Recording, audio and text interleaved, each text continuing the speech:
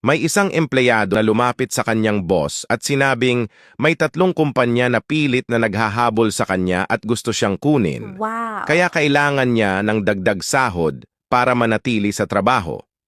Matapos ang ilang minutong pag-uusap, binigyan siya ng boss niya ng 10% increase sa sahod. Agad na pumirma ng updated na kontrata ang empleyado patungkol sa kanyang bagong sahod. Habang palabas ang empleyado ng opisina, hinarang siya ng kanyang boss at nagtanong, "Mabuti at napigilan kita sa paglipat ng kumpanya. Nga pala, ano ba yung mga company na humahabol sa'yo?" Sumagot ang empleyado, bale si Meralco, Maynilad, at si PLDT po, sir." Nagmamadaling tumawag sa emergency hotline ang isang lalaki. Emergency hotline? How may I help you? Hello! Tulong! Manganganak na yung asawa ko! Sunod-sunod na ang paghilab ng tiyan niya at parang sumabog na yata ang panubigan. Sir, kailangan mong kumalma. Sagot nung operator. Is this her first child? Anong klasing tanong ba yan? Siyempre, hindi! Sigaw nung lalaki. Asawa niya ako! Gunggong! May lalaki na pumasok sa isang supermarket. Kumuha siya ng isang bag ng dog food at dinala sa counter. Sabi ng cashier, "Pasensya na sir, pero kailangan mong dalhin ang aso mo kung bibili ka ng pagkain para sa kanya. Ganito po kasi ang policy sa supermarket namin." Nagalit ang lalaki dahil hindi naman niya dala ang aso niya at umalis na lang. Kinabukasan, bumalik ulit ang lalaki at kumuha naman ng isang bag ng cat food.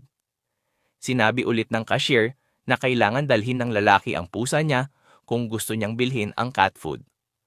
Sobrang inis na ang lalaki pero wala siyang magawa dahil policy iyon ng supermarket. Isang araw, bumalik ulit ang lalaki at sa pagkakataong ito, may dala na siyang plastic bag. Sabi niya sa cashier, "Miss, dahil sa kakaibang policy na meron kayo dito sa supermarket na to, pakipasok na lang ang kamay mo sa plastic bag. Pakibilisan please." Sinunod naman ito ng cashier. Ano yan sir?" Tanong ng cashier. "Basang-basa, manilaw-nilaw at sobrang baho." Sumagot ang lalaki. Miss, pabili ako ng Diatabs. Dalian mo dahil kumukulo na naman ang tiyan ko." Tatlong magkakaklase ang naglalakad pa uwi mula sa eskwela. Pag-graduate ko, bibili ako ng big bike, yung color red, sabi ng isa. "Ako rin," sabi naman ng isa. "Ako hahaluan ko ng yellow ang big bike para mas astig tignan," sabi rin ng isa. Makalipas ang 10 taon, eto na sila ngayon. Walang imposible kung ito ang iyong nais. Kaya mong makamba ito dahil ito may puso. Isang araw, may isang lalaki na naglalakad sa tabing dagat. Nakapulot siya ng isang lampara na palutang-lutang sa dalampasigan. Kinuha niya ito at pinunasan. Ilang sandali lamang ay may isang genie lumabas at nagsalita. "Bibigyan kita ng isang pagkakataon na humiling ng kahit na ano." Sumagot ang lalaki, "Ha? Talaga? Gusto ko ng isang tulay mula dito hanggang sa Japan." Sumagot ang genie, "Boss, kaya kong gawin yun. Ngunit masyadong matrabaho yun. Kailangan natin ng maraming simento. Kailangan itayo ang mga pundasyon sa karagatan.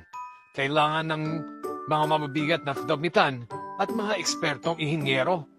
Kaya kong gawin lahat yun. Pero aabutin tayo ng mga ilang taon bago matapos yun.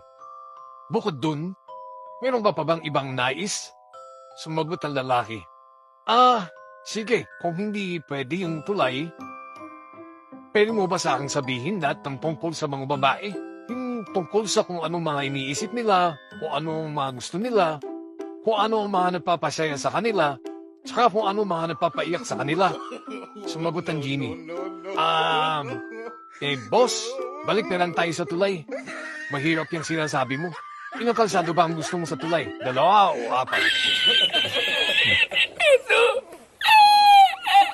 Sa isang pharmacy, Miss, pabili nga ako ng isang Size, sir. binulungan ng lalaki ang tindera. Miss, yung yung Ano, sir? small size lang. Hindi, sir. Alam ko na maliit yung size. Ang ibig kong sabihin tig-size ang isa nito.